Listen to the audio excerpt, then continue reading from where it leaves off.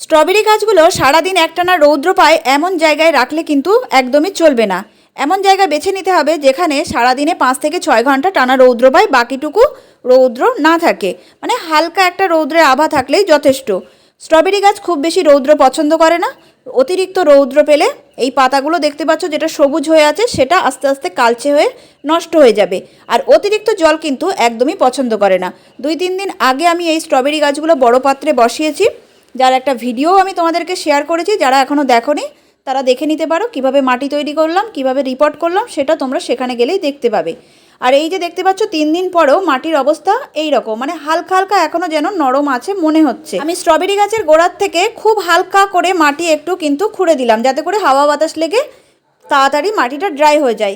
এরও একদিন পরে কিন্তু আমি স্ট্রবেরি গাছে অল্প পরিমাণ জল দেবো, আর সপ্তাহে একদিন করে সাব পাউডার স্প্রে করব, যাতে করে স্ট্রবেরি গাছগুলোতে কোনো ছত্রাক না লাগে।